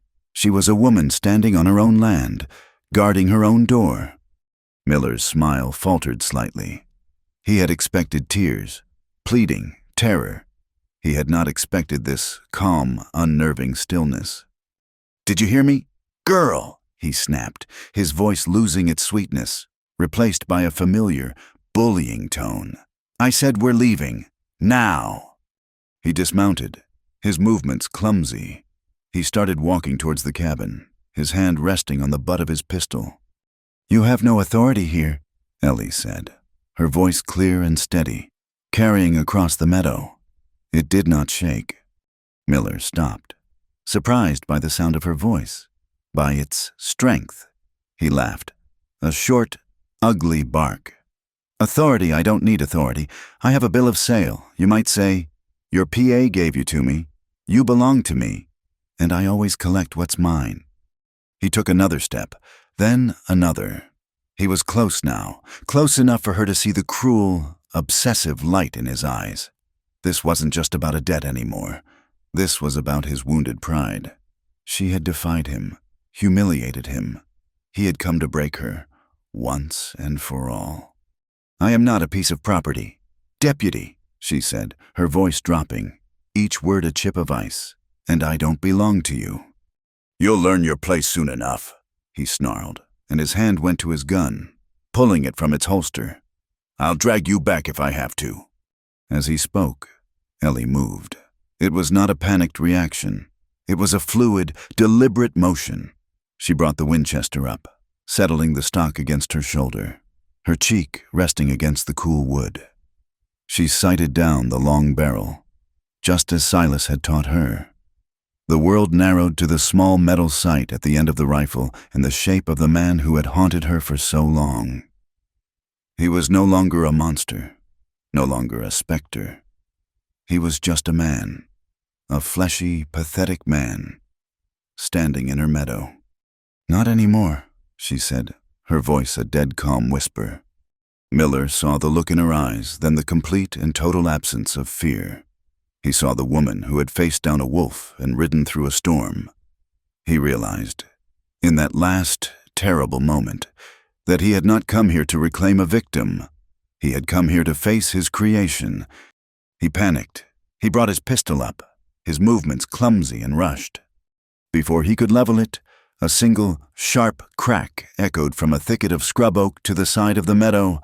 It was not the loud, booming roar of Ellie's Winchester. It was the flatter, sharper report of a pistol. A small, dark hole appeared in the center of Deputy Miller's chest. A look of profound, stupid surprise crossed his face. His pistol fired into the dirt as he fell, a limp, boneless heap in the tall grass. A profound silence descended, broken only by the startled cry of a jay. The deputy's horse, spooked by the shot, galloped away towards the far end of the valley. Ellie did not lower the rifle.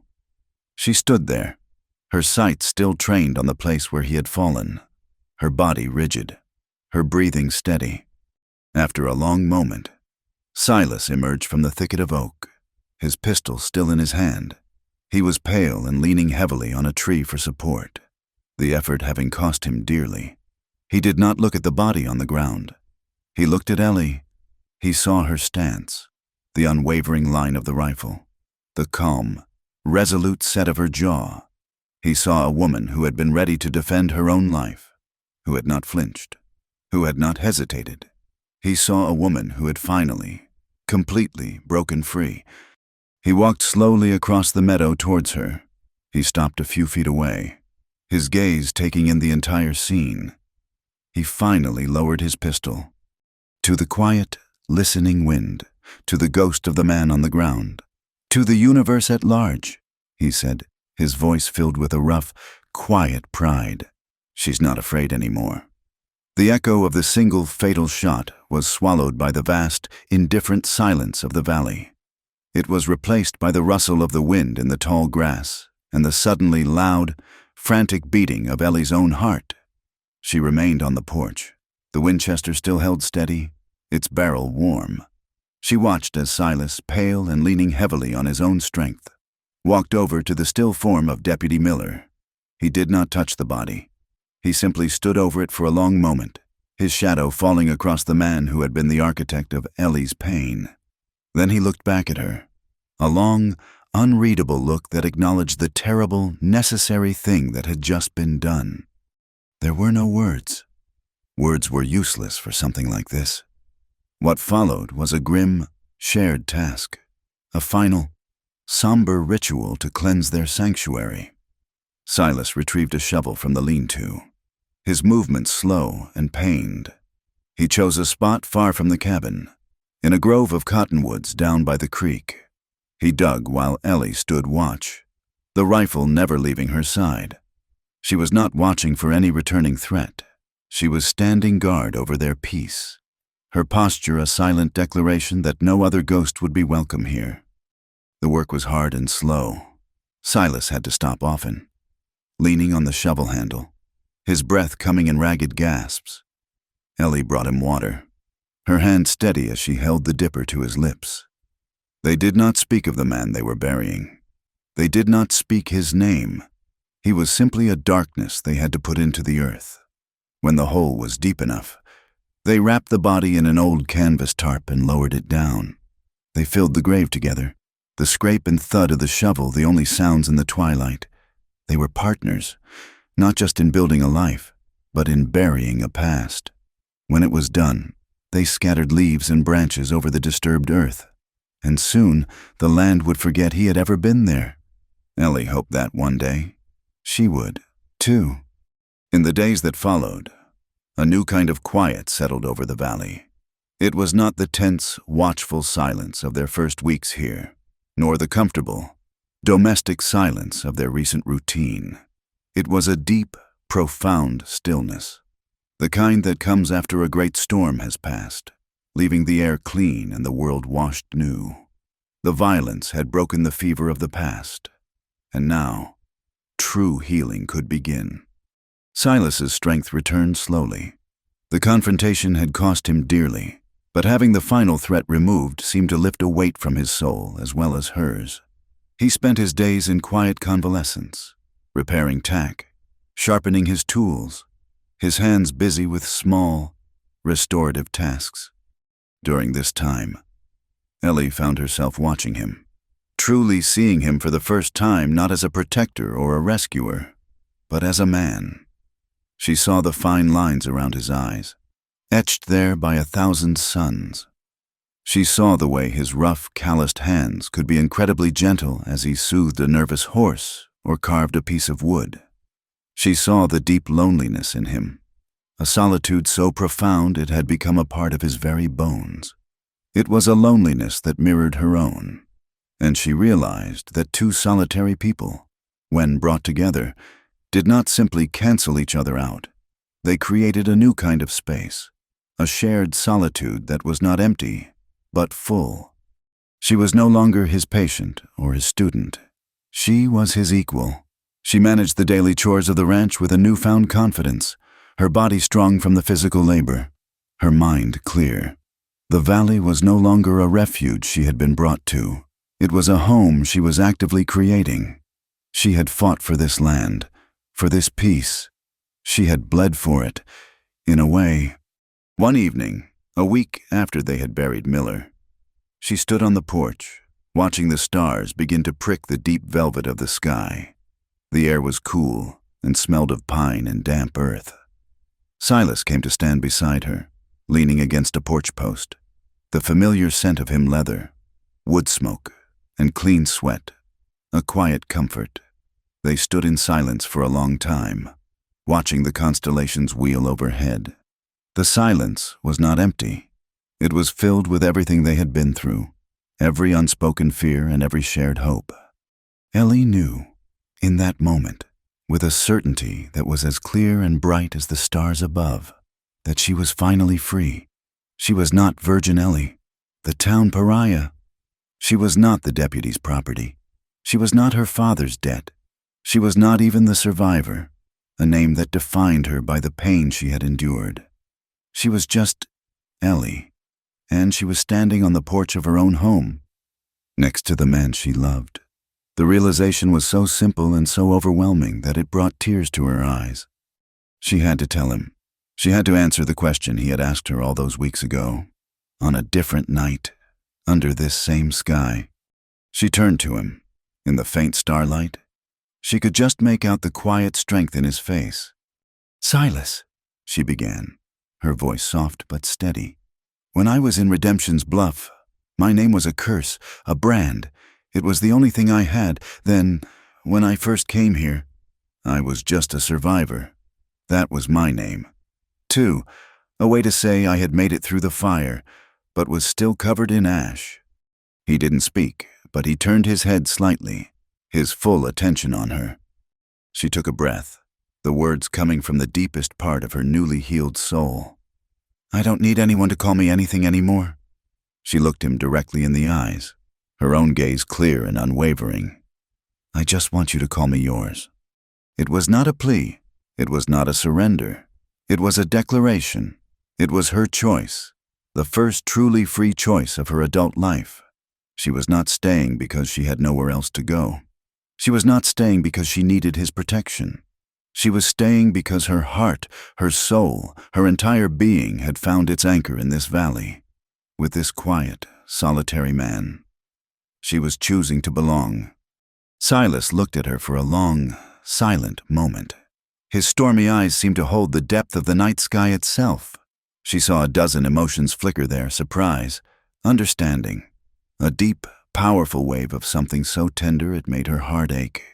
He was a man of few words, and she knew he would not offer her the flowery promises and pretty speeches she had sometimes read about in books.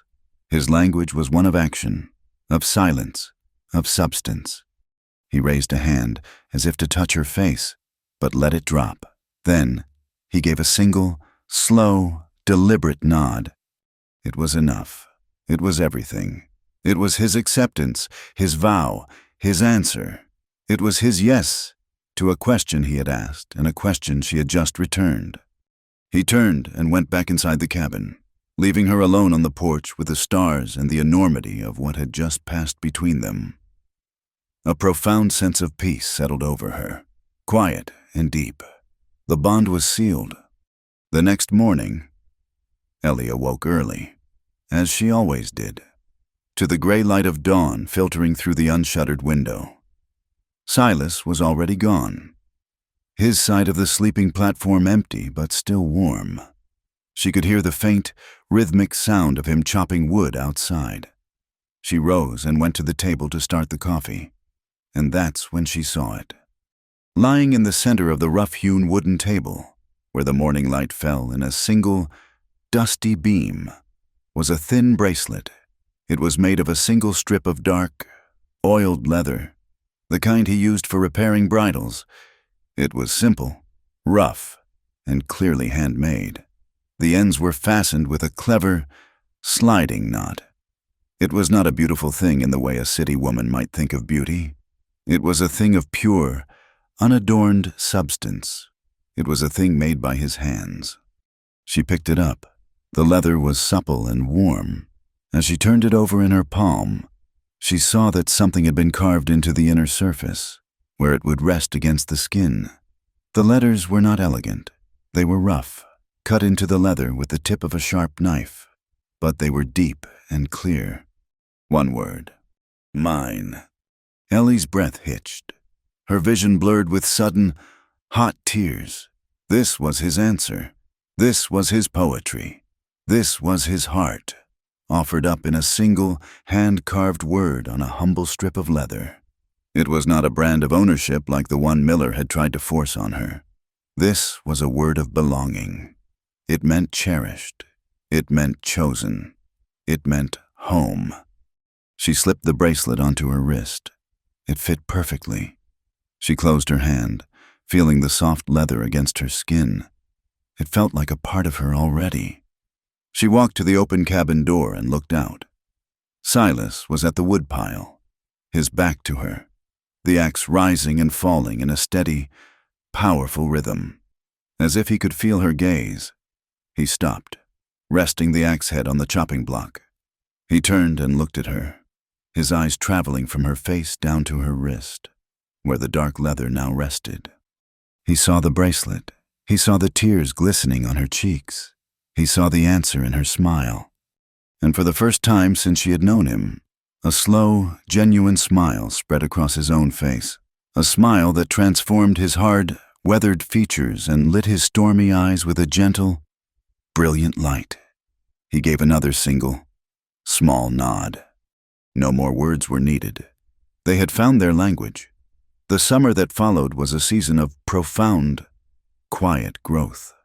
The valley, which had once been a refuge, became a home. The scars on the land where they had buried the past faded under a blanket of wildflowers, and the ghosts of Redemption's Bluff grew thin and distant, their whispers finally silenced by the steady, peaceful rhythm of a new life. Time was no longer measured in moments of survival, but in the slow, sweet turning of the seasons. They mended the cabin roof properly, replacing the makeshift patches with sturdy pine shingles they cut themselves. Silas built a small smokehouse, and Ellie learned to cure the meat he brought back from the high country. She planted a small garden near the creek. Her hands, once soft and then calloused by fence wire, now learning the intimate language of the soil. She coaxed stubborn rows of beans, squash, and corn from the earth, and the sight of the first green shoots pushing through the dark soil filled her with a fierce, maternal pride she had never known. It was late in that summer that Tom arrived. He was not a planned addition, but a piece of driftwood washed into their quiet harbor by the uncaring tides of the west. Silas had found him on a scouting trip into the foothills, a small, silent boy of about 7, huddled beside the burned-out ruin of a wagon. The story was a common, brutal one, a family heading west with high hopes, a sudden sickness, a desperate quarantine that had ended in tragedy. The boy was the only one left, a feral, wide-eyed survivor who had lived on his own for more than a week. He didn't speak for the first month. He was a small, silent shadow who followed Ellie everywhere, his dark eyes taking in her every move. She did not press him for words. She simply made a place for him, setting a third stool at their table, making him a small bed of his own in the corner of the cabin. She fed him the warm stews and fresh bread that had once been a comfort only to her and Silas. She mended his torn clothes. She spoke to him in a low, gentle voice, telling him about the names of the birds, showing him how to find the sweetest wild raspberries that grew along the creek. She was not trying to be his mother. She was simply offering him the kindness she herself had once so desperately needed. Silas, in his own silent way, made a place for the boy, too. He carved a small, perfect horse out of a piece of cottonwood for him. He taught him how to whittle, how to tie a proper knot, how to read the tracks of a deer in the soft earth. He did not coddle the boy, but he treated him with a solemn respect, as a fellow survivor who had earned his place in their small, quiet world. The first word Tom spoke was Ellie. He said it one afternoon as she was hanging laundry on a line stretched between 2 trees, his small hand tugging on her skirt to show her a bright blue feather he had found. The sound of her name, spoken in his small, clear voice, was the most beautiful music she had ever heard. And so, their duo became a trio. The quiet solitude they had shared expanded to include the boy's restless energy, the sound of his occasional laughter, a bright, unexpected melody in the valley's symphony of peace. On this particular afternoon, the sun was a heavy golden coin in a sky of flawless blue. A warm, lazy breeze drifted up from the meadow, carrying the sweet, dry scent of cut hay and the faint, earthy smell of the creek. It was the kind of perfect, late summer day that feels like a memory even as it's happening. Ellie and Silas stood on the porch of the cabin, leaning against the rail. The wood was warm from the sun. Inside, the cabin was cool and dim, smelling of coffee and baking bread. A few feet away, Tom was engaged in a mock-epic battle with their small flock of chickens.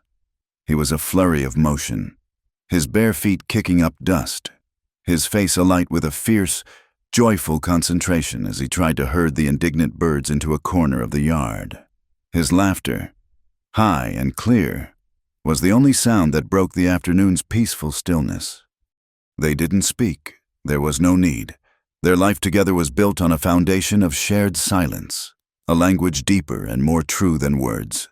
But after a moment, Silas's hand found hers, his rough, calloused fingers lacing through her own. It was a simple, familiar gesture, as natural as breathing.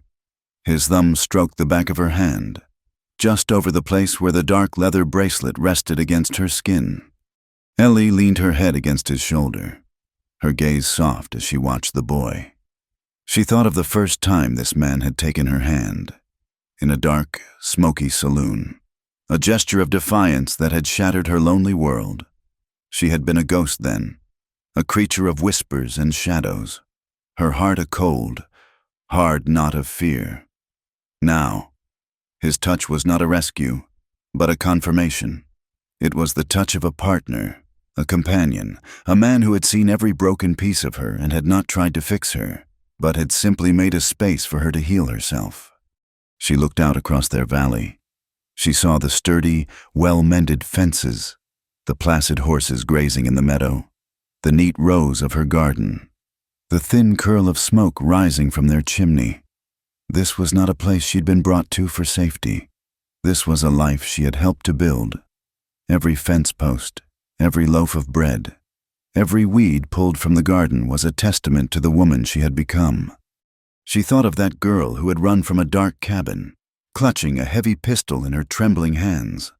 The girl who had stood on a windswept hill and offered up her scars as a warning. The girl who had trembled in the dark, asking only to be hidden beneath the coat of a stranger. That girl felt like someone else now, a character in a sad, half-forgotten story. She was no longer hiding. She was standing in the warm, golden sunlight, her feet planted firmly on her own ground. She strode confidently now, her back straight, her gaze clear. She had no need to hide, because she was finally, truly home. The sun began its slow descent, painting the clouds in shades of rose and gold.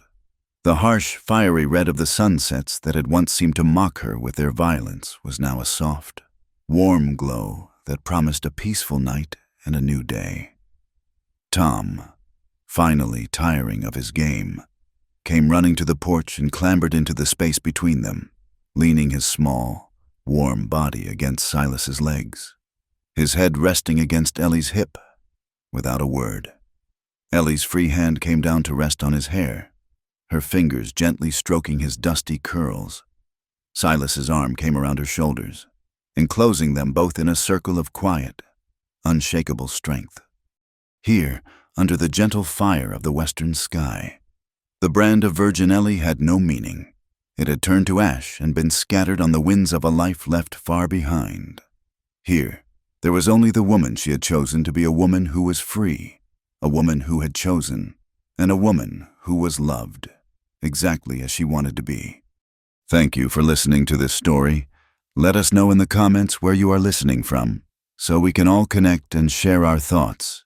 Please subscribe to our channel, Wild West Stories 1850, like this video, and give it an extra boost by hitting the hype button to help this story be heard by more people.